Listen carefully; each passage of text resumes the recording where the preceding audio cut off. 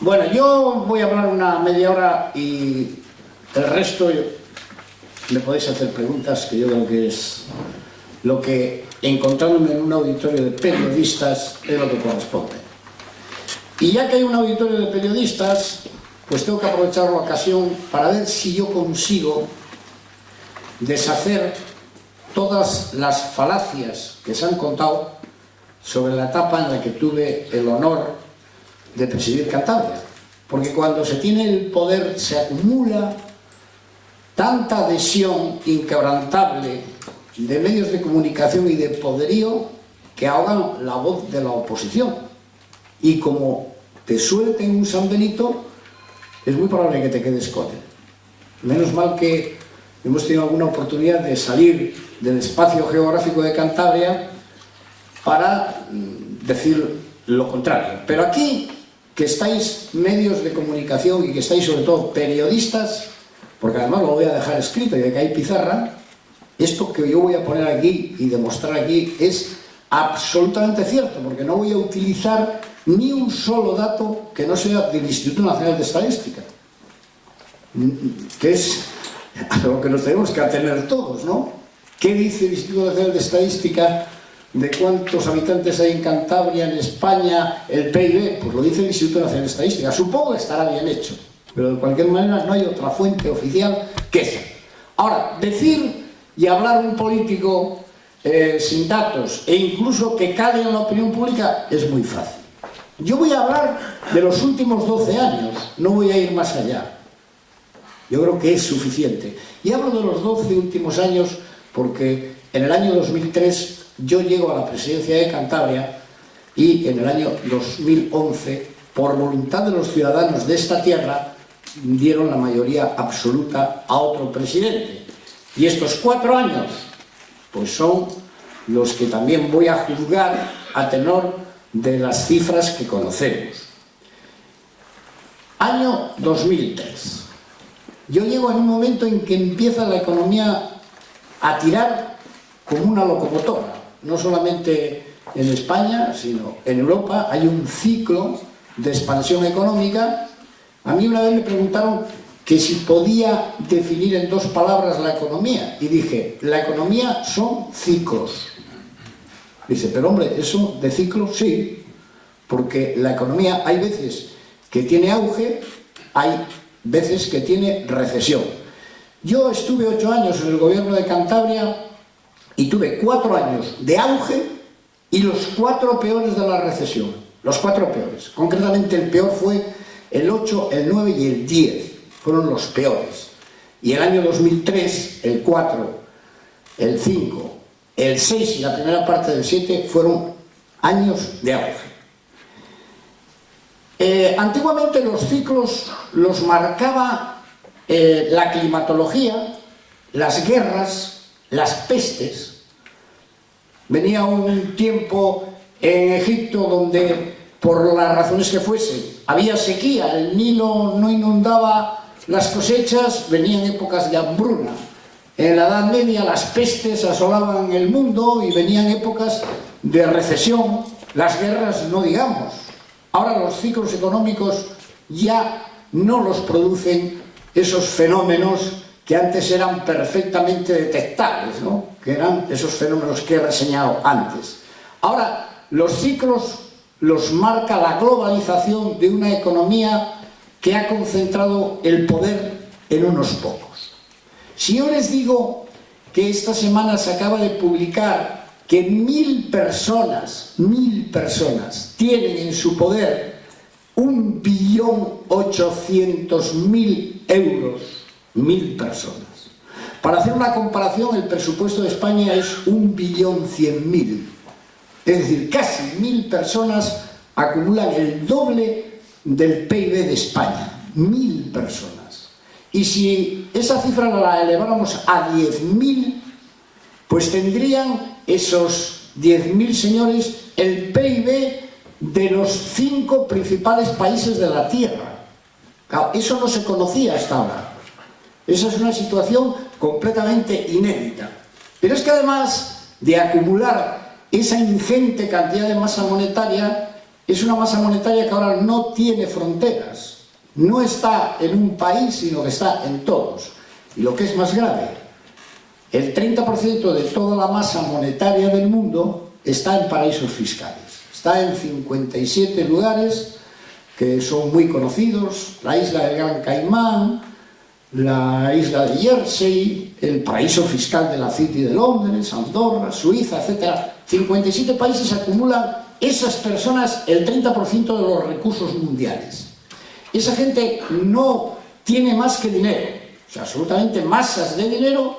No hay en esos países ninguna fábrica tipo Sniace, ni Greico, ni hay vacas pastando, ni hay barcos de pesca. Simplemente hay bancos y oficinas, concretamente creo que son 980 oficinas bancarias las que hay en la isla del Gran Caimán, que viven 30.000 personas, poco menos que en Torrelavega, y que esas gentes, su afán, puesto que acumulan dineros propios y ajenos, es colocar ese dinero en situaciones de comprar a la baja y vender en situaciones de alza para acumular una riqueza mayor.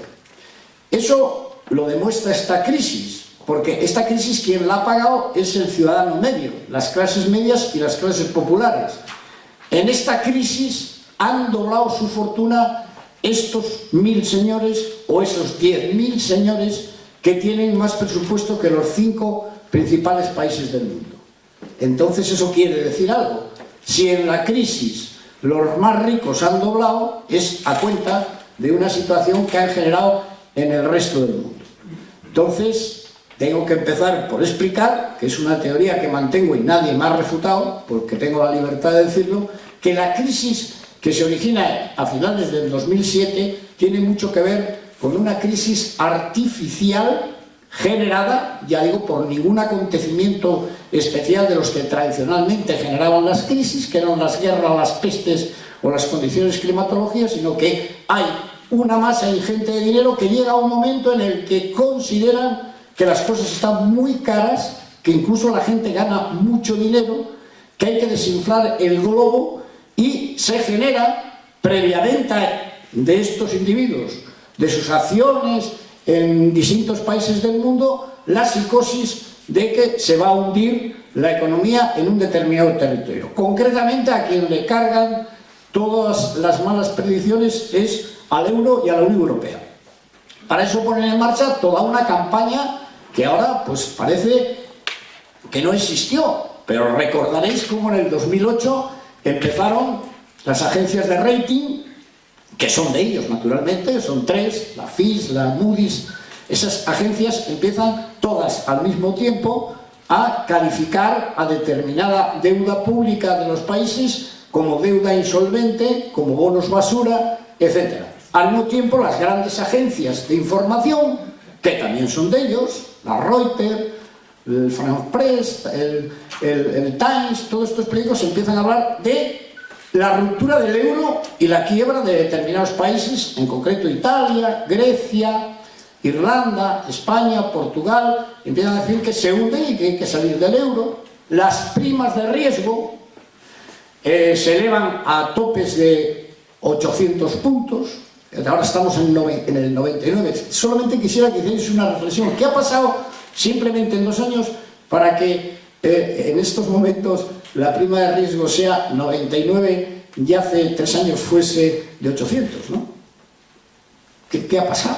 Producimos muchísimo más. No ha pasado nada. Simplemente que ellos han decidido que ahora la prima de riesgo sea de 99 cuando era de 800 y se hacía insostenible.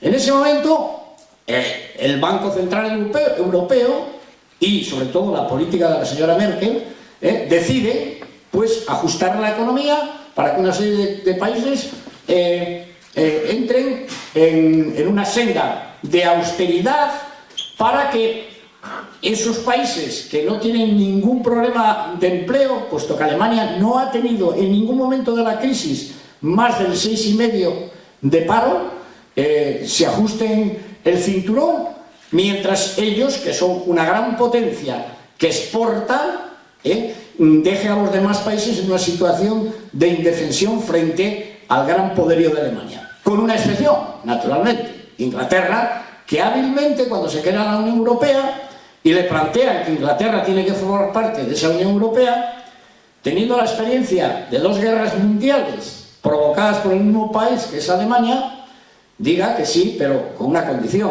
que la política monetaria no la va a marcar Alemania y se queda con la libra. Inglaterra no ha tenido ninguna recesión en todo el periodo donde los italianos, los españoles, los griegos, los irlandeses, etcétera, etcétera, hemos depauperado a la clase media, hemos mandado a la gente a salarios de miseria. Inglaterra no ha tenido ningún problema, porque ha mantenido la máquina de hacer billetes y no se ha sujetado a ninguna norma que le haya mandado desde Alemania, ni el Banco Central Europeo, al que no pertenece, ni la señora Merkel. Bueno, en esas circunstancias, del año 2003 al 2008, tenemos un gran crecimiento económico en Cantabria, hasta el punto de que cerramos el año 2007, parece increíble, ¿no?, con el 4,9 de paro, o sea, por debajo del 5. Concretamente, en paro masculino, el 2,5. Yo recuerdo aquella etapa en la que en Cantabria los empresarios tenían que ir a la República Dominicana a buscar gente para hacerse cargo de las barras de las cafeterías. O sea, quizá nos olvidemos que hemos llegado a tener el pleno empleo absoluto, porque el 5% se considera pleno empleo aquí y en cualquier lugar. Hemos tenido menos paro en Cantabria en el 2007 que lo que tiene ahora Alemania o Estados Unidos, que está en el 6%. Tuvimos pleno empleo. Y llega el año 2007 y los que han provocado esta recesión, que empieza con una restricción absoluta del crédito, Banco Central Europeo no da a los bancos no recuperan las inversiones, se cierra la espita del crédito y se derrumba completamente la economía. ¿Qué consiguieron estos señores con relación a la etapa del 2003? Que en estos momentos quienes provocaron la crisis y se hayan enriquecido tengan una mano de obra ahora donde en España, dato de esta semana pasada, hay 5,5 millones de personas que ganan menos de 700 euros, cuando en el año 2004, 2005 hacían reportajes a las personas que cobraban 1.000 euros. Hasta 8 millones de españoles ganan menos de 1.000 euros y han conseguido otra cosa, que lo que antes en cualquier lugar de Madrid y de Barcelona podía valer 100.000, 200.000, 100 millones de euros, se hayan quedado con prácticamente todos los inmuebles de España y empresas. Esa torre donde en Madrid, bajando por la Gran Vía, pues ya está en manos de un chino o de un americano o de un fondo de inversión. Todos los grandes inmuebles ya los han comprado a la mitad de precio de lo que valían en el año 2003 y 2004. Y no digamos empresas. España ya no tiene ni una sola empresa de transporte, se han quedado con todas. Con todas, camiones, autobuses, todo eso es ya extranjero y lo han comprado a la mitad de precio de lo que valía antes de la crisis. Por eso ahora hay una etapa en la que ellos que han comprado interesa muchísimo decir, y además es verdad porque luego lo voy a explicar, que esto ahora va como una moto. España, claro, ahora ellos han comprado. Ahora es un ciclo en el que han invertido y esto tiene que crecer para que las inversiones que han hecho, que son verdaderas gangas, no digamos en pisos de los bancos, se han quedado con prácticamente todo el stock de viviendas que tenía la banca a precios pues del 40 o 30% del valor que se le daba teóricamente a sus pisos.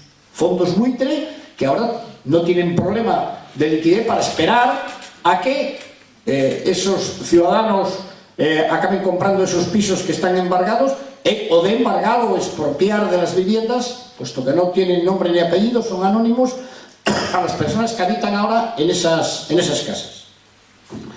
Bueno, voy a poner aquí la historia de cómo decidió Cantabria, para que ese latiguillo del presidente que dejamos Cantabria en la ruina, de verdad, como yo entiendo que sois personas no adoctrinadas y que tengan que decir lo que se les mande si no están convencidos de que lo que se dice es verdad, esto quede claro ante un auditorio de medios de comunicación. Porque claro, yo me voy el día 1 de julio del 2011. Es el día en que yo tengo que dar cuenta de lo que he hecho hasta ese día y a partir de ese día exigir responsabilidades al que llega.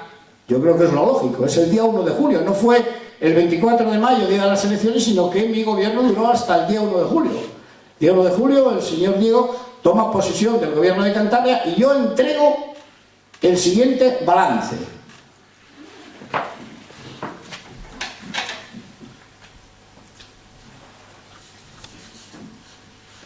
Paro.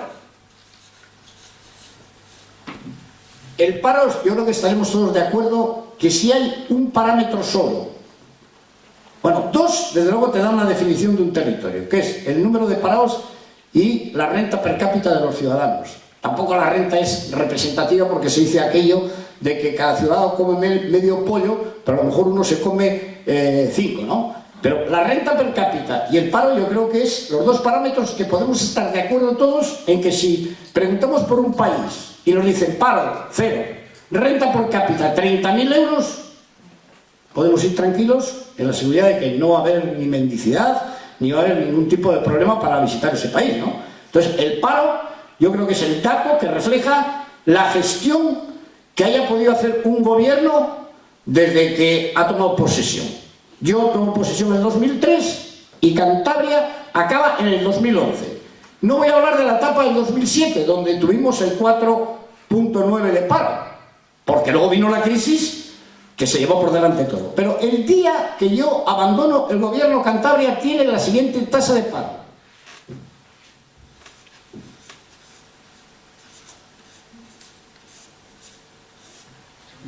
El 14-21% de paro. Diréis, mucho, por supuesto. La que menos paro tenía de España después de Euskadi, que tenía el 13-20. O sea, yo dejo Cantabria con el menor paro de España. 14-21%. Media de España ese día.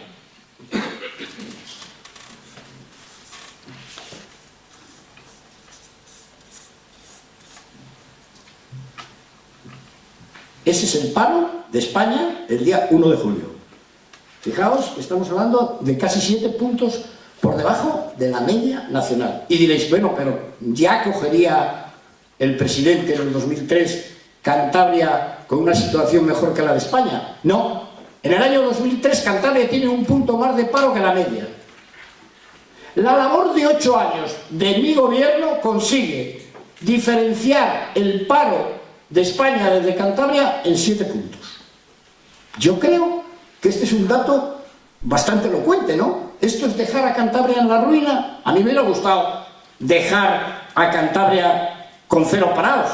Pero una cosa que me habréis escuchado siempre es que las crisis, cuando se provocan, afectan a todos. No hay nadie que se salve de la crisis. ¿Podríamos encontrar un ayuntamiento de España, una comunidad autónoma que haya soportado la crisis? No. ¿Pero en qué consiste una gestión diferenciada o mejor de un territorio con relación a otro? En 2 cosas. Que cuando hay auge, tu territorio crezca más, y cuando hay recesión, tú decrezcas menos que la media. Eso es lo que conseguimos en 8 años. Que la gestión del gobierno que yo presidí consiguió que dentro de la crisis Cantabria fuese el territorio que menos padeció la crisis. Si entendemos que la crisis tiene como principal parámetro para medirla el paro. Y voy al segundo parámetro, que es la renta per cápita, o lo que es lo mismo, el resultado de dividir la producción de un territorio entre el número de habitantes. Pues en el año 2003, en el año 2011, Cantabria, que arranca en el 2003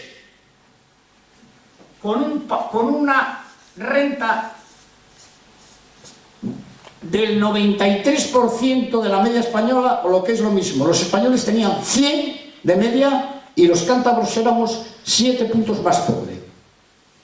En el año 2003 somos un 7% más pobres que la media de España. Yo el día 1 de julio, cuando me voy, Cantabria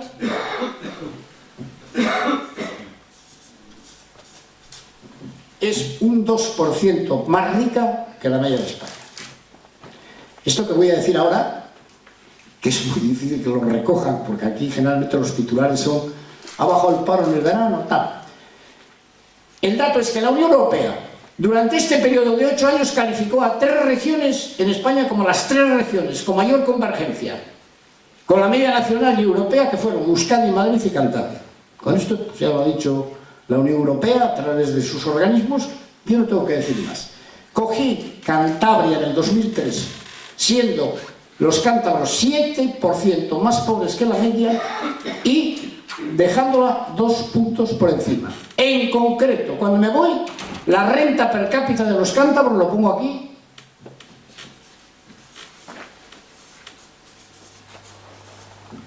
23.535 euros, la media. Primera era Madrid, Baleares, Navarra, estábamos en la raya de arriba, entre los ricos. Diréis, ¿qué ha pasado en estos 8 años? En estos 4 años. Porque es terrible lo que ha ocurrido, ¿eh? Es terrible lo que ha ocurrido. Yo estoy seriamente preocupado, pero no veo reflejo de esa situación ni alarma, más allá de que se han ido 25.000 personas de esta tierra, claro. ¿Cómo está la situación ahora? ¿Dónde estamos ahora cuando Cantabria era un 2% más rica que la media?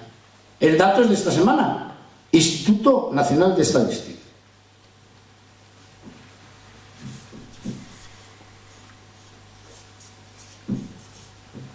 $8,5 más pobres que la media en 4 años. Esto no había ocurrido en ningún territorio de España desde la democracia. Un derrumbe de un territorio en renta de este calibre no había ocurrido desde la democracia. Ya nos ha pasado Castilla y León y nos tiene a tiro de piedra Asturias, la riqueza media de España. Derrumbe total en 4 años. Y el paro, que era la situación que nos planteaban aquí como la más grave que yo había dejado, la más grave.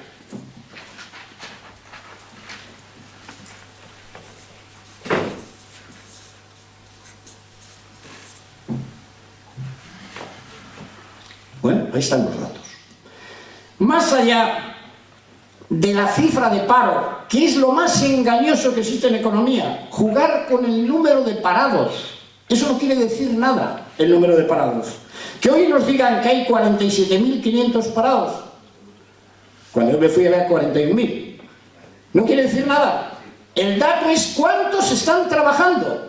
Porque si en un territorio emigran 25.000, eso ya no cuenta. Ese es el dato, ¿cuántos están trabajando? Desde el día 1 de julio, en que yo me marcho, hay 21.500 menos trabajando en Cantabria. 21.500, ya es gente, ¿eh? Si la viéramos en Santander, llenarían todo el Paseo Pereda. 21.500 menos trabajando.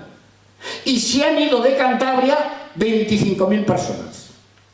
Y por primera vez desde la democracia, este gobierno va a terminar sus 4 años con menos población Cantabria de la que tenía, 4.000 personas. La ruina que dejó mi gobierno es que en 8 años la llevamos de ser una región 7 puntos más pobre a 2 más rica.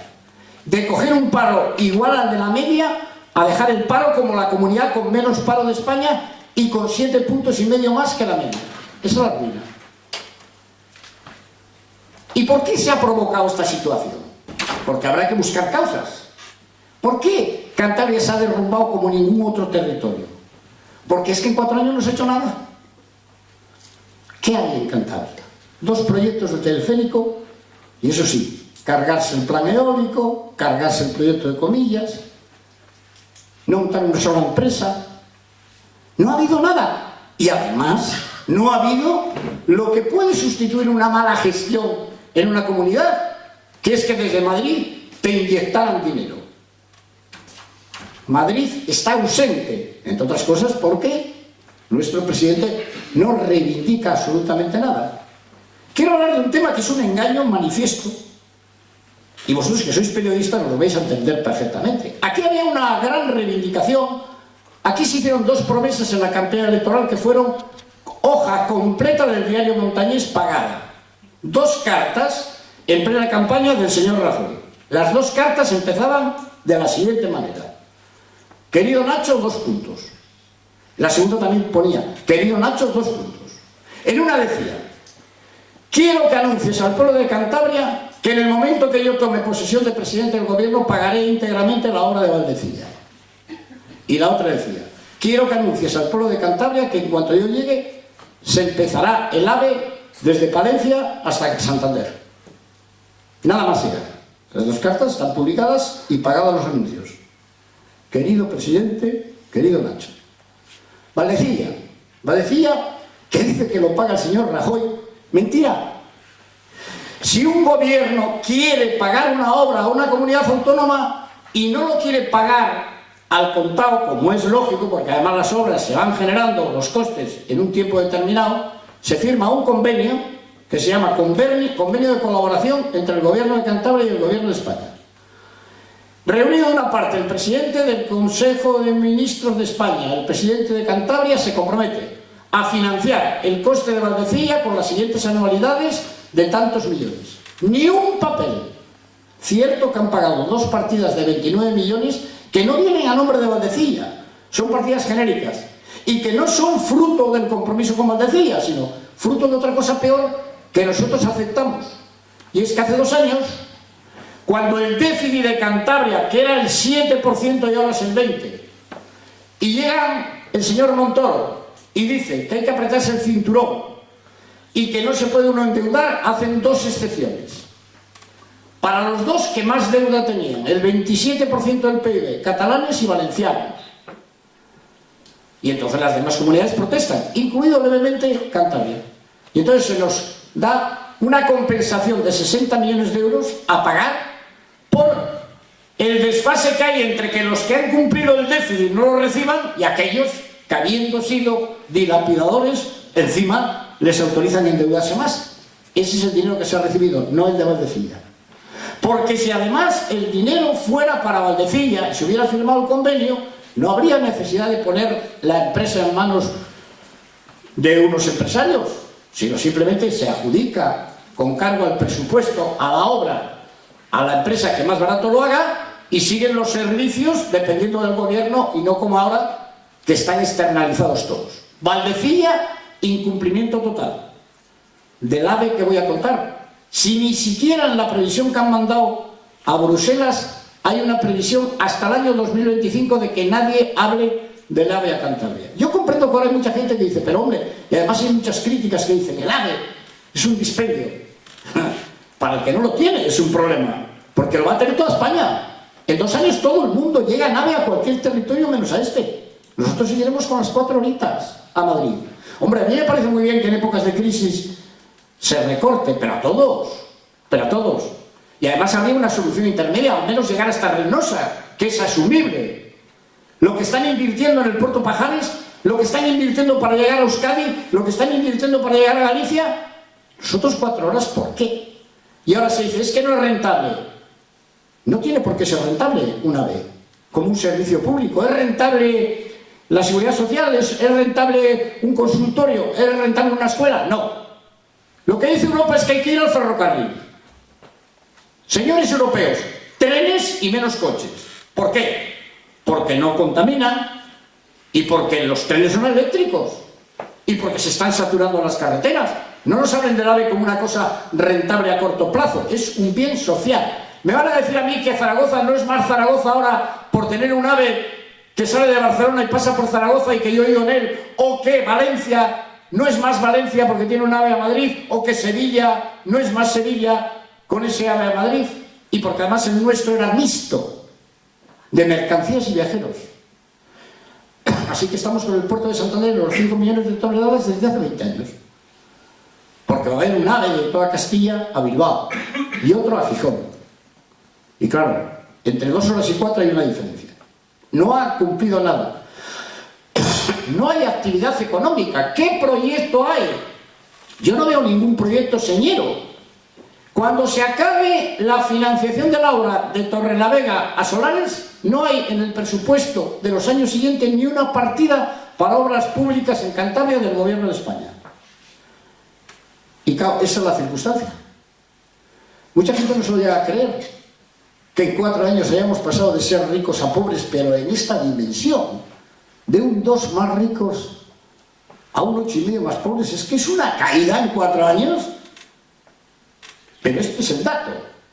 Instituto Nacional de Estadística, de hace 15 días. Esta es la gestión. ¿Hay menos paro? No, 6 puntos más de paro. ¿Riqueza? ¿Hay más? No, hay menos riqueza. ¿Qué otra cosa podemos evaluar en Cantabria? ¿La marcha del aeropuerto de Parallas? ¿Qué podemos evaluar? ¿Cualquier otra actividad? El ver Cantabria como se veía en la etapa en la que yo fui presidente, lleno de máquinas haciendo carreteras para hacer más cómoda la vida a la gente, a los de Valderredible, a los de poblaciones, a los pasiegos, que creo que era una necesidad, hacer infraestructuras para que la gente no se vaya de los pueblos, para que tuvieran cerca un consultorio, para que tuvieran cerca un maestro y una carretera, ¿qué menos? Yo no veo otra actividad. Entonces, este es el diagnóstico de este gobierno. Esos 2 datos. Paro, 20,5, riqueza, 8,5 puntos por debajo de la media. Cuando vengan aquí, me gustaría que alguien se lo pregunte si es verdad esto. Instituto Nacional de Estadística. Es que ha hecho Revilla que usted en 4 años ha dilapidado el pasar de ricos a pobres.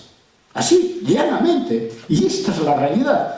Entonces, ¿qué herencia dejamos? ¿Qué gestión más nefasta, eh?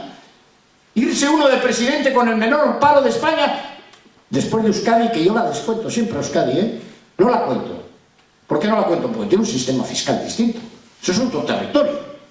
Los vascos reciben del Estado y sus impuestos son para ellos. Luego, no es homologable. Yo me tengo que homologar con Cataluña, con Valencia, con Andalucía, con Madrid. Cantabria, el día 1 de julio, es la región que menos paro tiene en España. Y venían con 3 carteles. Acabaremos con el paro, ese es el dato. Bajaremos todos los impuestos, no han dejado uno vivo. Jamás ha habido una presión mayor en Cantabria. La prueba es que parte de esa presión se refleja no solamente en el crecimiento económico, en que cuando yo me voy, los cántabros tienen 23.000 euros largos de renta y se quedan en 20.000. Parte de eso es que se ha quedado el señor Montoro con ello. Señor Montoro, los impuestos municipales, el agua, las basuras, el IVA, han subido todo. No han dejado un impuesto. El otro cartel era: llenaremos Cantabria de empresas. ¿Para qué voy a decir nada? Bien, dicho esto, y es lo que yo creo que interesa, va a empezar una etapa que ya ha empezado y que yo anuncié ya hace 2 años, porque ahora desde Bruselas ha decidido eso, y porque la jungla de los listos ha decidido eso, de crecimiento económico. Este año vamos a superar el 2,5. El año que viene probablemente el 3%. Viene un desarrollo económico muy importante porque ahora se ha invertido y porque ya tienen a la gente en su sitio. Y hay gente que está dispuesta a trabajar por lo que sea. Y hay mano de obra barata, puede haber colas en cualquier sitio que pongan pago, 700 horas, 700 euros, 8 horas al día. Cola. Esto era impensable hace unos años. ¿Y qué pasa? Que el Banco Central Europeo lo que no quiso hacer. Alguno me habría escuchado a mí cuando yo dije que había que habilitar 600.000 millones, y lo hice en una pizarra de una televisión, cuando lo hizo Japón, para lanzar dinero al 0% para que volviera otra vez a fluir el crédito. Me decía, oye, ¿pero cómo va a ser eso? Digo, pues si dinero sobra, si el Banco Europeo no sabe qué hacer, el Banco Central Europeo con el dinero, pues ¿qué ha hecho ahora? Dar dinero a manta, al 0%, lo que quieras. Aquí está el dinero. ¿Por qué no lo hicieron antes? No lo hicieron antes porque necesitaban tener una Europa al servicio de los ricos. Y los ricos, una población al servicio de ellos. Esta crisis que hemos pasado podía haberse evitado, como la evitó Inglaterra. Y no dejaron a España como la que han dejado ahora, con unas clases medias depauperadas, con unos pequeños empresarios que han cerrado la mayoría, con unas empresas que se han forrado y unos empresarios, unos pocos, que se han forrado, pero una población que han tenido que irse de España. 1 millón, desde que llegó el señor Rajoy, 1.025.000 cántabros, que han tenido que emigrar. Entonces, ¿por qué va a tirar ahora la economía? Porque han decidido que tire. y porque además a España le han ocurrido dos cosas. La ministra de Trabajo, que acude tanto a la Virgen del Rocío, pues ha sido hasta milagroso. Dos cosas importantísimas para nuestro país, que no tienen nada que ver con la gestión propia del gobierno.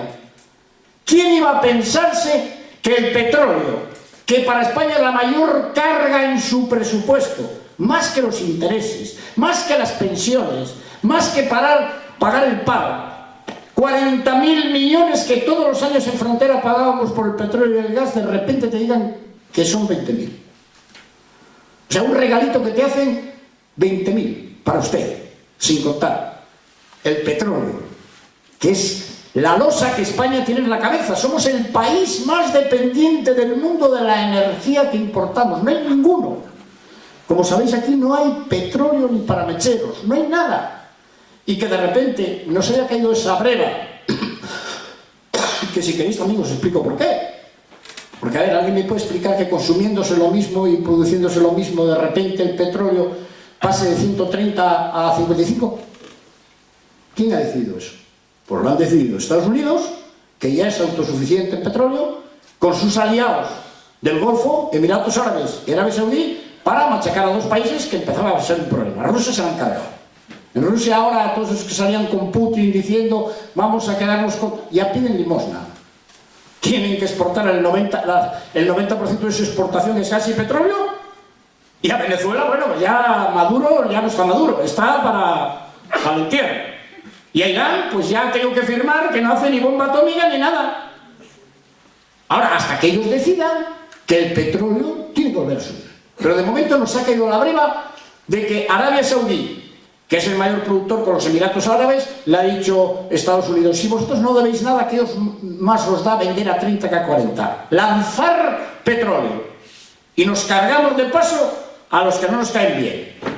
Rusia en este momento es un país indefenso. Cuando Putin hace 2 años era un problema. Esas son estrategias de altos vuelos, que a nosotros nos ha venido de maravilla, claro. Porque nos han metido una inyección de 20.000 millones que ahorramos. Segunda cuestión, el tema del euro. Yo venía también desde hace 2 años diciendo, con un euro a 1,35, a 1,40 que ha llegado a estar, estrangulan la economía europea, no hay quien exporte. De repente, euro, dólar, o lo que es lo mismo, que España exporta un 40%, un 35% más barato los productos. ¿Y eso qué supone? Que se nos va a llenar España de turistas. Que ahora los americanos que no venían van a venir a España. Porque antes tenían que pagar 1,40 por un euro. Y ahora es euro-dólar. Imaginaos que nos dicen ahora que tenemos más barato todo el 40% en cualquier lugar de... Porque hoy en el mundo somos vecinos todos. Los aviones han bajado los precios porque el carburante también es más barato. Y España tiene un boom turístico. Bueno, no sé este año, pero yo creo que vamos a romper el crecimiento del 10% con relación al año anterior, que ya era el récord. Ya somos el primer país del mundo. Fijaos lo que supone. Que el petróleo, que nos costaba 40.000, nos cuesta 20.000. Que las exportaciones vayan como un tiro porque nos han bajado el precio el 40%, pero nosotros cobramos en dólares. Y por lo tanto a nosotros nos da igual, el ingreso es el mismo. Y que hemos puesto España, con relación a los que venían con dólares, un 35% más barata. Y que además Europa decidió que crezcamos ya. Porque ya la soga se ha apretado lo suficiente como para tener a la población donde ellos querían que estuviese. Por eso ahora viene una época muy buena de la economía. Otra cosa es, ¿qué se va a hacer para que ese crecimiento de la economía repercuta en la gente? ¿Qué es lo que la gente no ve? Y que a Mariano le llama la atención, pero ¿cómo es posible que no entiendan los españoles, según las encuestas, que hemos salvado a este país? Si estamos creciendo. Crecer no es sinónimo de que luego ese crecimiento tenga un reparto adecuado entre la gente. ¿Cómo no va a haber indignación con estos datos que os voy a poner aquí? Que si fueran ese día a votar ya eran mayoría absoluta. Vamos a ver, en este momento acaba de publicarse que de los parados, 2,5 no reciben nada. 2,5. más. 1.800.000 hogares donde no entra nada. 5,5 millones ganan menos de 700 euros. Y otros 2,5 millones ganan menos de 1.000. Nos acercamos a una cifra próxima a los 14 millones de personas. Porque ahora hay unas circunstancias que antes no se daba. Dicen, trabaja. ¿Y qué es eso? ¿Sinónimo de que ha solucionado su vida? No. Trabajar ahora no es sinónimo de que se ha solucionado la vida. Antes sí. Hombre, los había más ricos, menos ricos, pero el que tenía un trabajo hace 5 o 6 años se suponía que, hombre, serían salarios bajos, pero tenía posibilidades de, con hipotecas, comprar algo, una casa, incluso cogerse algún día de vacaciones. Hoy con 700 euros no creo que nadie piense que alguien ha solucionado su vida. ¿Y hasta qué punto no está más enfadado uno que trabaja 8 horas por 700 euros que el parado? Porque no creo que llegue muy contento a casa que le han pagado 700 euros. Y luego la cifra del paro, hay muchísima gente que está trabajando 3 días a la semana, 3 horas al día. Todo eso no es paro. O lo que han hecho este mes, que a mí me parece lo más escandaloso que he oído en mi vida. ¿Sabéis qué han hecho para las cifras del paro? Yo a mí no se me hubiera ocurrido, ¿eh? Hay que tener valor, ¿eh? Como tienen que presentar el día 1 de julio, o el día de las elecciones, una cifra aceptable del empleo, y claro, estaban en 55.000, y cuando yo me fui había 41.000, pues se nos ha ocurrido la siguiente y brillante idea. Mes de febrero toda la vida en Cantabria y en cualquier sitio aumenta el paro, porque en febrero no hay nada. Es medio invierno, no hay turistas. Entonces el gobierno de Cantabria habilita una partida de 29 millones de euros, 29, y manda una orden a los ayuntamientos, eso sí, sin distinción de que sean PRC, PSOE o PP, que en función de los ayuntamientos tienen que contratar el día 1 de febrero a 4.000 personas, entre todos. Pero, dicen, pero oiga, ¿y para qué? No, para que limpien las carreteras, las zarzas. Pero oiga, en febrero en poblaciones, en Soba, pero si no pueden salir. Se han estado metidos debajo de tejabanas. Los veréis con unos buzos por ahí, con un canastillo. El astillero de la Cera Mía la han levantado ya 2 veces, la vuelven a poner. La cuestión es que 4.000 se dieron de baja del paro el día 1 de febrero. ¿Hasta cuándo? Hasta junio. Luego ya vuelven otra vez a aparecer en la lista.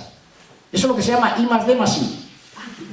Investigación, desarrollo, tecnología, futuro, inversión en infraestructuras. De futuro.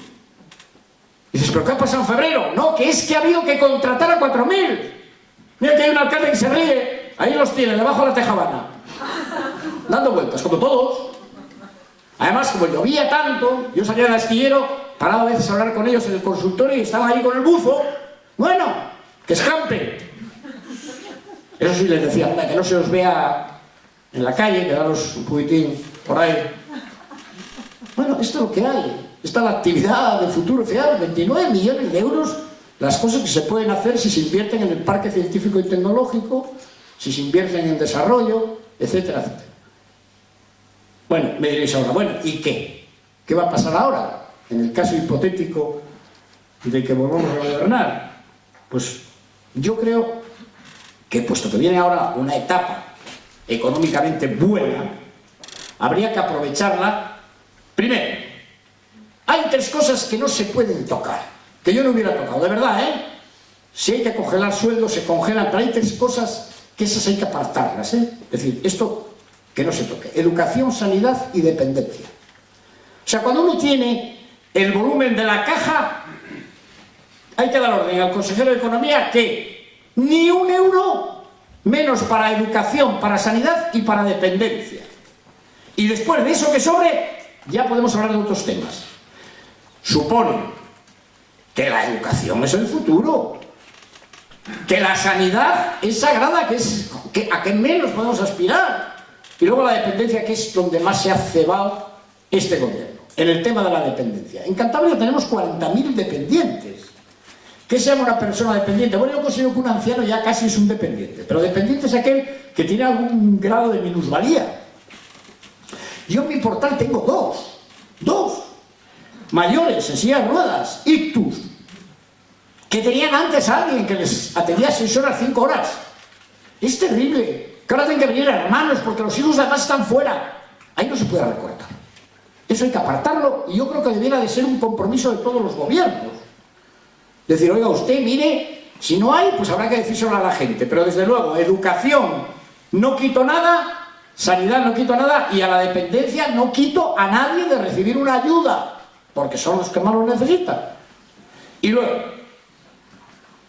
vamos a ver, tenemos ahí una joya bastante infravalorada, que nosotros la dejamos como el gran proyecto que tenía que ser de futuro, que es el Parque Científico y Tecnológico. Que ahora todo el mundo está apostando por eso. El otro día venía un artículo de un sabio economista que decía, el que no apueste por esto, lo va a tener muy difícil que pueda encontrar colocación. Y eso tenía que estar ligado al gran proyecto que nosotros, que nos lo echaron atrás los tribunales, a lo mejor no estaba bien planteado, lo recurrió el PP, pero tendría que haber inmediatamente hecho otro para poner en marcha, que es el Plan Eólico Regional.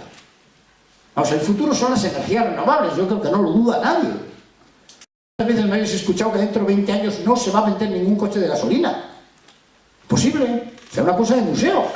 Los coches van a ser eléctricos todos, antes de 20, en 15 años, ya son todos eléctricos. ¿Quién va a producir esa energía? Por la energía eólica. Teníamos un proyecto ahí en el mar impresionante, ligado a la Universidad de Cantabria, ligado al Parque Científico y Tecnológico, para producir 1500 megavatios. Nos convertíamos en una región exportadora de energía. A través de esa inversión venía la gran central hidroeléctrica de On en Aguayo. Todo eso está parado. Y eso sí genera empleo. Alrededor de las energías renovables. Estados Unidos, en palabras de Obama, el mayor tirón que ha tenido en el empleo, que han batido récord este año, lo ha dicho él, es en las energías renovables. Y Cantabria tiene todo, tiene mar, tiene aire, tiene sol, para tener, el solar no, pero lo pondrán en Andalucía, pero viento, para tener aquí unas instalaciones que estaban además aprobadas y recomendadas por la Universidad de Cantabria, y se ha parado. Y el otro gran proyecto, que es lo que más me ha dolido, y me alegro que está aquí la alcaldesa de Comillas, lo que me costó a mí sacar un proyecto para convertir Comillas en el centro de la lengua española. Eso sí que era futuro. Comprometiendo a las mayores empresas de España que dejaron firmados 3 millones de euros y al gobierno de España durante 10 años otros 3 millones, que se han perdido. Con la obra adjudicada de colegios del mundo. ¿Qué se dijo aquí? Pero hombre, este Revilla, quiero poner un colegio donde solo iba a hablarse en inglés. Colegios del mundo. Haber tenido eso aquí hubiera sido impresionante. Inmediatamente que este gobierno se lo cargó, se lo ha llevado la señora Merkel. Ya lo están instalando en Alemania. El 13 colegio del mundo, que estaría ahora acabado ahí en Comillas, con 300 alumnos, un cuadro de profesores, con el dinero del Banco Europeo de Inversiones en una cuenta corriente. Con la obra adjudicada indemnizaron a la empresa con 1.000 millones de las antiguas pesetas y pararon el proyecto de Comillas. Y renunciaron a los 3 millones de euros del gobierno de España, que Zapatero mandó 2 anualidades, pero que este le dijo al señor Rajoy que ya no mandara más, porque no se iba a hacer. ¿Vosotros pensáis que Cantabria hubiera tenido ahí la referencia de un idioma que van a hablar 1.000 millones de personas cuando acabe este siglo, en Comillas? Eso no hubiera sido una broma, ¿eh? Plan eólico, Comillas, apostar por la lengua, Parque Científico y Tecnológico, y que los 3 sectores intocables tienen que ser la educación, la sanidad y la dependencia. Esto a grandes rasgos es lo que he pretendido. Primero, desmontar la falacia constante de que dejé Cantabria en la ruina. Mentira. La dejé arriba del todo y la cogí abajo. Donde está ahora, abajo del todo, es con 91,5% sobre la renta 100.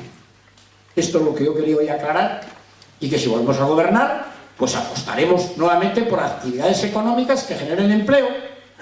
Y no voy a hablar de otro tema que yo creo que contribuimos bastante nosotros, que es muy importante: crear imagen de región recomendada y recomendable, como una región de buena gente, como una región que se granjeó, por lo menos en el tiempo que yo estuve y me encargué bien de ello, de ser una región hospitalaria donde la gente ha empezado a descubrirla hace unos años, que ahora es un atractivo en España turístico de primera dimensión. Pues muchísimas gracias y lo que queréis preguntar, encantado.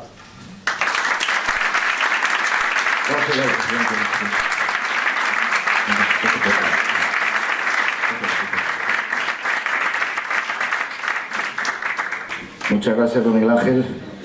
Media hora exacta tenemos. Voy a dar paso directamente a las preguntas porque por experiencia sé que luego son muy largas y si empiezo yo a resumirle la conferencia y a preguntarle, pues vamos a perder bastante tiempo. Don Miguel Ángel, primero muchas gracias por estar con nosotros, con el colectivo CEPIC. Yo no tengo ninguna duda, supongo que como nuestros compañeros estamos en un ámbito de comunicadores y de periodistas.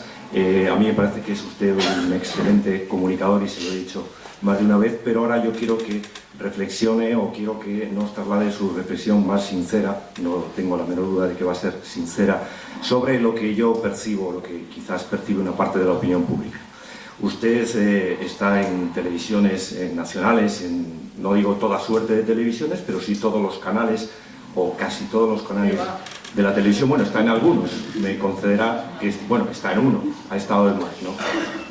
Dispone usted de medios de comunicación nacionales y luego yo he podido comprobar también que dispone usted de una suerte o de un mérito que es el de caer bien a todos los ciudadanos de fuera de Cantabria, es decir, sean de Valladolid, de Barcelona, sean de Alcañiz, cae usted bien y es una persona apreciada y valorada y muy aplaudida en los platos.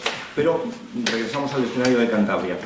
¿Tiene usted alguna reflexión respecto a lo que yo puedo suponer? Es decir, que a nivel nacional dispone de un gran aparato, en el mejor de los sentidos, dispone usted de medios poderosos, dispone usted de medios masivos y sin embargo en Cantabria su mensaje, que usted ha trasladado hoy con toda claridad y con toda suerte de cifras, en cambio ese mensaje le cuesta transmitirlo en Cantabria. ¿No dispone usted del aparato o de los medios de comunicación que usted desearía?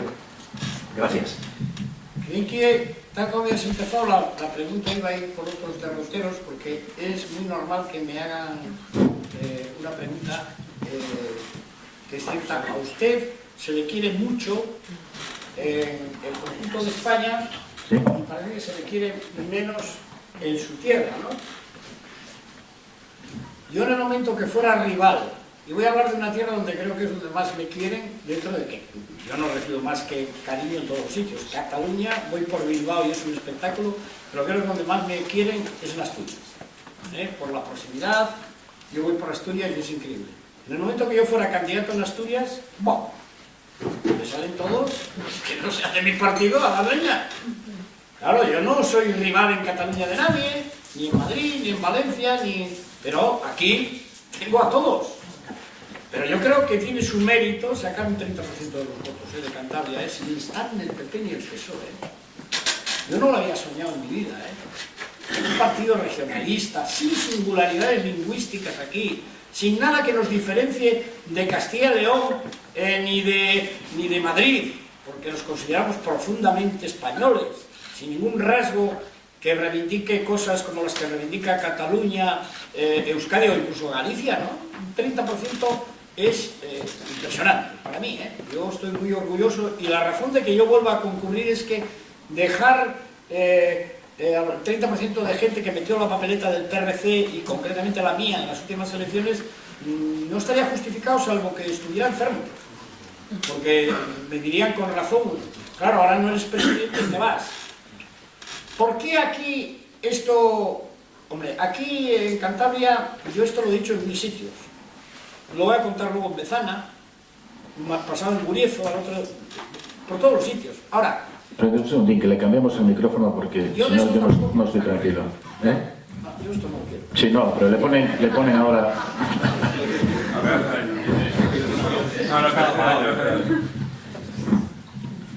Vamos a ver, yo de estas cosas no hablo en las televisiones, hablo de temas que afectan al conjunto de España, un poco la filosofía de lo que ha ocurrido, abrir los ojos a la gente en cuanto a que este discurso mío, que es el correcto, lo puedo hacer yo porque no trabajo ahora mismo en ninguna gran multinacional que me pudiera echar a la calle, ¿no? No, yo esto lo cuento cuando trabajaba en el Banco Atlántico y duro 48 horas, ¿no? Me cogen y me dicen, venga para casa. Pues bueno, yo ahora, ¿qué problema tengo en decir lo que pienso? Ninguna. Incluso no he podido decirlo ni cuando era presidente, que también lo reconozco. Yo no tenía la lengua tan desatada. Porque claro, si yo tenía que ir a Madrid a ver a Zapatero y tenía que ir a ver a...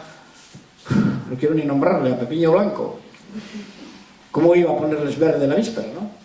Eso, pero vamos, yo tenía las cosas claras entonces. Entonces aquí, pues hoy uno no tiene el eco que tiene si tuviera el gobierno. Yo ahora esto lo hago, pero ¿a quién llega? A vosotros, que sois aquí 40, 30 personas, y luego en Bezana que tendré 200 y pasado tal. Pero esto, estoy harto de dar ruedas de prensa. Generalmente las ruedas de prensa luego recogen, pues, ¿por qué se te fue un concejal y no sé dónde? Y es el titular, porque esto lo he dado yo el otro día en una rueda de prensa. Este dato, cuando ha salido, me ha alarmado. Más, me ha llamado una persona muy importante de la economía española y dice, oye, Revilla, lo que está pasando en tu tierra es de una gravedad que no os podéis hacer idea. Del derrumbe total de la economía de Cantabria en 4 años. Y he salido y lo he explicado. Pero no ha sido el titular ese, que porque se había marchado no sé quién en Castro, que es lo que te preguntas luego y que es la noticia, ¿no? Que a lo mejor más vende. Pero yo no paro de denunciar esto. Y esto es así, a mí me duele muchísimo que haya ocurrido, pero es que es verdad. Hombre, yo cometí cantidad de errores, ¿eh? Joder, si yo pudiera dar marcha atrás, tacharía cantidad de cosas. Pero lo que está claro es que Cantabria en los 8 años que estuve de presidente se puso como nunca llegó a estar entre las ricas de España, entre las 6 grandes de España. Y ahora mira dónde está. O sea que yo sí trabajé aquí, duro. Y partimos de una situación mala, ¿eh? En el 2003 Cantabria estaba muy mal y la dejamos arriba. Dedicamos muchas horas. Por no hablar de que cambiamos la red viaria de Cantabria, tiene las mejores carreteras de España y eran las peores. Hicimos 2.150 kilómetros, cogimos un aeropuerto con 200.000 pasajeros y le dejamos en 1.250.000. Cantabria, media Cantabria no tenía agua en verano, ni Castro, ni Ladero, ni Noja, ni Isla, media Cantabria. Se acabó el problema del agua. Hombre, podíamos haber hecho más, sí, pero no está mal, comparado con lo que ha venido luego, claro. Miguel Ángel, todavía recuerdo hace 4 años cuando una pregunta en medio y paso a Fernando Collado. Todavía recuerdo hace 4 años cuando yo creo que los últimos 5.000 votos de las autonómicas en Cantabria parece que los contó usted. Y digo esto porque usted esto sabe, es una persona que sabe mucho por la experiencia. ¿Cuántos grupos parlamentarios vislumbra usted en la próxima legislatura? 5. 5. No, espera, no. ¿Ahora son 3? Sí, 5. 5. Sí, 5 grupos, sí. Sí, hay 5 grupos, ¿eh? Sí. También esto también lo he dicho yo hace, pero no ahora, que lo dicen todos. Yo hace 2 años y medio también hice una pizarra con una naranja, 2 naranjas, ¿no? De cómo estaba el mapa electoral español y cómo iba a quedar en el 2014 y 15. En el 15, lo he clavado. ¿Pero por qué? Porque si hay 14 millones de personas ahí, en esa situación, vamos, estos, les puedes decir que viene Maduro, pues me apunto, me doy igual. Gaopín, me apunto. Pero es que hay gente que está indignada, y a mí eso me preocupa, porque hoy he estado viendo una encuesta del Ayuntamiento de Barcelona, bueno, eso no hay que lo gobierne, a veces son 12 partidos, y el que más tiene es 21. ¿Quién gobierna Barcelona? El partido que gana con un 21 y me parece que son 11 grupos. Yo entiendo perfectamente lo que está pasando, pero ahora puede ocurrir una cosa que a mí me preocupa. Yo siempre he creído, y me lo habréis escuchado también, más en las personas que en los partidos. Yo sería incapaz de votar a alguien que no conozco, de verdad. Yo, si no conozco a una persona, ya me pueden vender un programa por la calle, porque todos los programas son maravillosos, vamos a poner a todo el mundo a trabajar, vamos a garantizar la seguridad, tal, todo es precioso. Pero ¿quién hace creíble un programa? Las personas. Y ahora se puede dar el caso de que mucha gente vote rostros sin nombres ni apellidos ni historia de nada. Y pueden salir, ¿no? Y eso es un riesgo. A lo mejor encontramos que luego en el Parlamento un señor que no hemos visto nunca, que es de aquí, un ciudadano, se convierte en un político extraordinario, pero yo creo que para votar hay que tener un poco la trayectoria de los que se presentan, para que no nos ocurra lo de Bárcenas, que claro, ahora nadie lo ha votado, pero fue el más votado de la historia de Cantabria 2 legislaturas, sin ser de aquí, sin haber venido aquí. O incluso este que se ha presentado en Andalucía también hemos tenido 4 años aquí que no lo hemos visto ni en la Plaza de Toros de Santander por Santiago, a pesar de ser andaluz. Moreno Bonilla. Hombre, que menos que haber venido el día en Aparecida. Un día, hombre. Te han hecho diputado por Cantabria, viene un día. Date una vuelta. Pues nadie le vio. Pero le votamos, ¿eh? Claro, eso yo creo que hay que acabar con ello. Yo una vez hablé con un señor muy importante americano y hace una semana con otro muy importante de Canadá, muy importante, bueno, muy importante como que es el embajador de Canadá en España, y él le llama la atención cómo en España se vota a gente en territorios sin que lo hayan pisado, ni lo conozcan, ni nada. O sea, en Norteamérica y en Canadá me decía que para presentarse a senador por un territorio, ese señor lo ha tenido que recorrer 1000 veces y que se le haya visto en algún sitio, ¿no? Si no, no te votan. O sea, los que van en Estados Unidos, pues por Arkansas, no sé quién, Bush, pues es que es de allí la familia, de que ha hecho obras benéficas, de que ha tenido algún... Pero son de allí, aquí. No sé, ves una sigla y dices, bueno, yo a esto.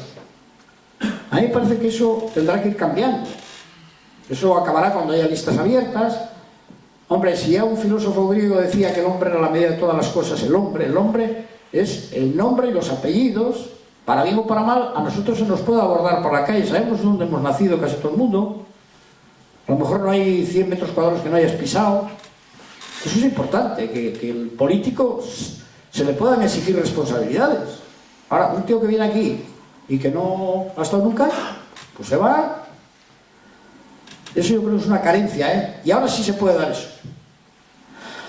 Se puede dar el hecho de que entre siglas, como rebote a lo que hay, de no votar nada que haya gobernado, como una reacción. Ese sarampión se puede dar ahora. A lo mejor no tiene mucho recorrido, pero a corto plazo sí. Y desde luego, en el Parlamento de Cantabria hay 5 grupos seguro. Va a entrar Podemos y va a entrar Ciudadanos.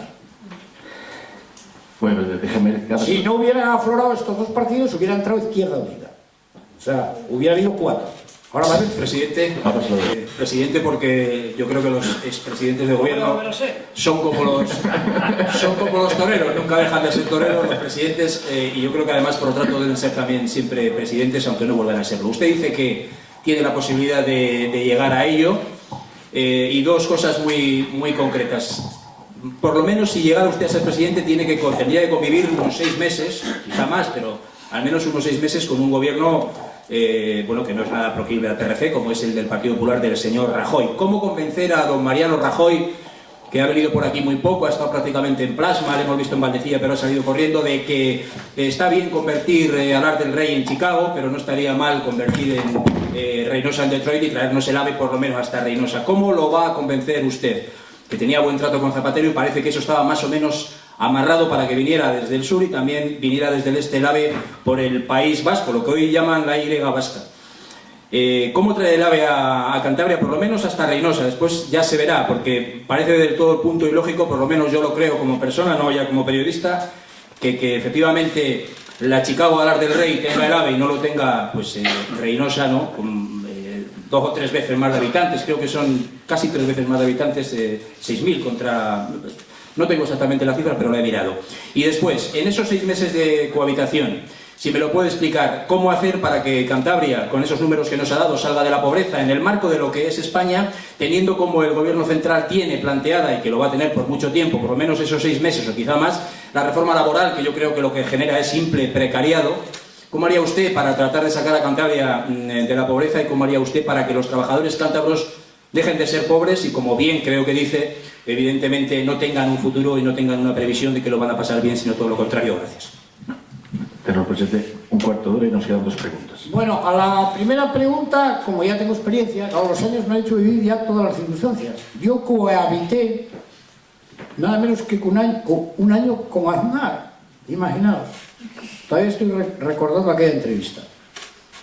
En unas situaciones todavía peores que las que supongo tendría ahora con relación al señor Rajoy, porque por lo menos al señor Rajoy de vez en cuando le regalaba algún puro y alguna anchoa.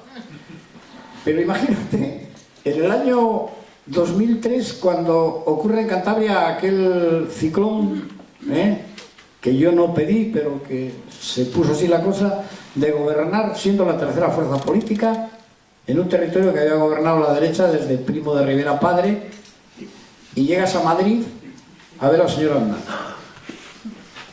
Y lo que tuve yo que mentir en la rueda de prensa. ¿Qué tal? Bueno, le he visto receptivo. No me dijo nada. 1 hora. Y acompañado del señor Arenas. Y yo digo, bueno, por lo menos le cuento lo que pasa en Cantabria y lo que necesito. Sí, pero sin blon ni bolígrafo, ¿eh? Bueno, 3/4 de hora. Ni abrir la boca, ¿eh? Solo habla usted. Clima hostil. Bueno, no me pegaron, pero yo espero que Mariano Rajoy, hombre, vamos a ver, yo creo que hay una cosa tan razonable, tú lo has dicho, vamos a ver, lo del ave arreinosa. Es que ahora se está generando en la opinión pública una cosa que me preocupa, y no hay como decirle a la gente, ¡uy, los aves son un disparate! No, el tren es el futuro. Resolución de las Naciones Unidas y de la Comunidad Europea. El futuro es el tren, no el camión y el coche. Que Europa limita al sur no en los Pirineos, sino en un conglomerado de coches y camiones. El día que paran los camiones, se para Europa. Y luego que contaminan, que polucionan, que consumen petróleo, gasoil. El futuro es el tren. Entonces, hay una cosa. ¿Por qué Cantabria, que está en el epicentro del norte de España, va a ser la única comunidad periférica de España que no tenga AVE? Esto es lo mismo que me llevaba a mí a decir, ¿cómo somos la única comunidad periférica de España que no tiene autovía? Cuando tuvimos que plantear el órdago de autovía, o no hay votos. ¿O es que la autovía no ha sido definitiva en el boom turístico de Cantabria? No hay más que ir ayer, incluso que volvía, para ver la carretera de Valladolid-Palencia y Burgos hacia Cantabria, gracias a esa carretera. Primero, nos hemos evitado que hubieran muerto igual 15 o 20 personas ya en el desfiladero aquel, y por otra parte que ahora Palencia está a 1 hora 20 minutos de las playas, ahí de Suances y de San Vicente. ¿Cómo no va a ser importante eso? ¿Será importante para el puerto de Santander tener un AVE que nos haga competitivos con el que va al Musel y con el que va al puerto de Bilbao para llevar nuestras mercancías? ¿Cómo no? Porque en igualdad de condiciones, el Interland nuestro, que es Castilla, sin la comunicación del tren, pasa a ser Bilbao y Gijón incluso, no nosotros. Don Mariano, ¿hemos hecho algo? Máxime cuando yo dejé un papel firmado del gobierno que tendría que haber heredado de un impresentable que firmó delante de todos los que estáis aquí, con los micrófonos, que el día 1 de marzo empezaba la hora del 2011, que eso tendría que ser responsabilidad política. El ministro Blanco se lo firmó. Sí. Claro, Pepiño Blanco firmó delante de todos ustedes. ¿Yo qué más puedo hacer? Dejé el papel. Llegó el 1 de marzo, no ha vuelto a ponerse el teléfono. O sea, nos engañaron vilmente. A mí me parece que un gobierno serio que firma un documento de esos y que empezaba así, que tengo el original, claro. En nombre del Consejo de Gobierno de España, autorizo al ministro tal a que suscriba el convenio del AVE a Santander para el 2015, fíjate, para este año. Y el 1 de marzo empezarán las obras en el pueblo de Monzón de Campos. ¿Yo qué más voy a hacer ahora? Que me engañaron totalmente. Pero a este señor habrá que llevarle al razonamiento que, más allá de las discrepancias políticas, Cantabria no es un territorio ni desleal, ni es un territorio que se merezca tal, y que además hay un estudio que es el más rentable de los aves del norte. Pues claro, cuando decía Pepiño Blanco, pero ¿cómo voy a hacer un ave para 500.000? Primero nos había quitado 100.000. Digo, no, es que el AVE es para los 5 millones que viven en Madrid y los que hay por camino. El AVE a Cantabria no es para nosotros, es para todo el hinterland de Castilla y para Madrid. Que si tuvieran a 3 horas o a 2 horas y 3 cuartos el tren, vamos, nos vienen en masa, porque prefieren aquí que no Valencia. Se vienen a Cantabria, para eso es el AVE, señor Blanco, que no lo entiende, que no es para nosotros, que nosotros no vamos a ningún lado, que estamos aquí muy bien. Vamos a los picos de Europa, es para que vengan los demás, que les gusta esto. Bueno, pues yo le diría eso. Ahora, ¿que va a ser difícil? Pues sí, pero yo digo, oiga, vamos a limar asperezas. Usted será un señor que tendrá que aceptar que a mí me han hecho presidente y vamos a mantener una relación fluida y planteando cosas razonables. Y no le voy a pedir mucho más, porque el resto lo tenemos que ganar nosotros. ¿Cómo? Pues potenciando lo que tenemos, y si la economía tira, este es un territorio que tira. Como demostramos en su momento que en la época de crecimiento crecimos más que nadie, y en la época de recesión fuimos la que menos problemas tuvo. Bueno, pues intentar hacer lo mismo. Desde luego, acabar con el paro, de ninguna manera. Ahora, que si la economía tira un 3% aquí en los próximos años, ¿va a llegar a la gente? Sí. Y desde el punto de vista de ese crecimiento, garantizar que los que más necesidades tienen, que son los ancianos, los enfermos, los niños que se tienen que educar y los que están y que tienen que ir al médico, que no sufran ningún tipo de recorte. La segunda parte de la pregunta era mejorar el empleo, cómo acabar con el trabajador pobre con esta reforma laboral, echando abajo la reforma laboral. ¿Hay otra manera de hacerlo con un gobierno del Partido Popular? Bueno, eso ya tendrá que ser en Madrid. Yo sé que firmar la reforma laboral lo que ha hecho es poner el trabajo en saldo. Entonces a mí me parece que tendrían, ya incluso hay gente que es capitalista de toda la vida, que han dicho que lo que han hecho en España es una tropelía, porque es que esto ya es casi la época de la esclavitud, ¿no? A cómo tienen a la gente trabajando. Yo el otro día en el aeropuerto para allá, la señora que viene a saludarme hace una semana, y le digo, hombre, Revilla, tal, no sé qué, y digo, pues qué suerte que tienes un trabajo. Y dice, ¿trabajo? Dice, yo vengo exactamente 2 días a la semana y me llevo a casa 140 euros. ¿Usted cree que con eso puedo vivir yo y tengo 2 hijos? De esos hay muchos, Y no están en el paro, claro. Trabajan 2 días a la semana. Están peor, pero están en el paro. No, esos están en ese capítulo de los 5,5 millones que ganan menos de 700 euros. A ver qué se puede hacer con 700 euros. O sea, yo no voy a prometer grandes cosas, pero al menos que haya 3 sectores garantizados y luego reivindicar y decir que no tenemos que ser menos que los demás. Nos quedan 6 minutos. Don Miguel Ángel Rey Arroiz, que se puede estar de acuerdo con usted o no, pero su personalidad sigue intacta. Usted presume siempre de tener muy buena memoria, una memoria estupenda. Yo no sé si recuerda una cena con una comida conmigo, usted y la senadora entonces más votada del Gran Buenos Aires, Lala García Marín, recuerda perfectamente. Y ella, hablamos y le explico un poco qué era el proyecto. Ella habló del justicialismo, del peronismo, y usted habló del Partido Regionalista, en fin, de sus conocimientos de América, de su amor a México, Argentina, etc.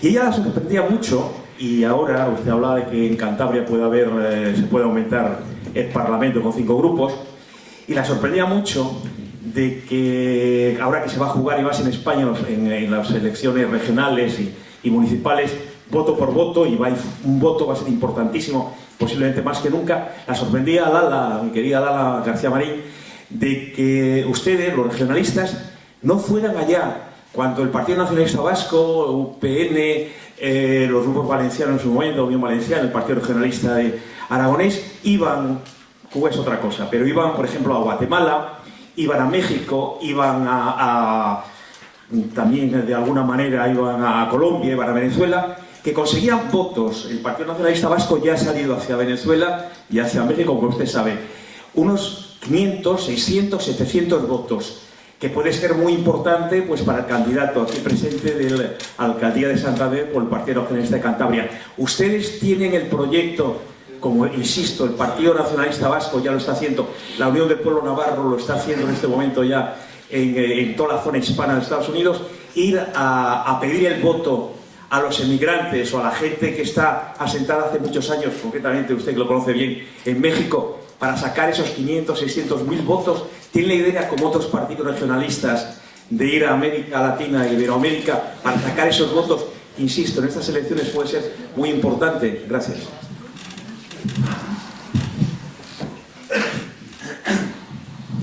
Bueno, caro voto ese, caro voto.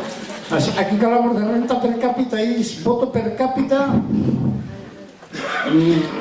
bueno, si hubiera medios y tiempo sí, pero vamos a intentar sacarlos en la capital. Yo le he prometido a Fuentespila el volcar el tiempo, pues no sé, por Río La Pila, por Marqués de la Armida, por tal, ¿no? Pero sí que sería buena idea. De todas maneras, los vascos tienen una colonia más amplia que la nuestra.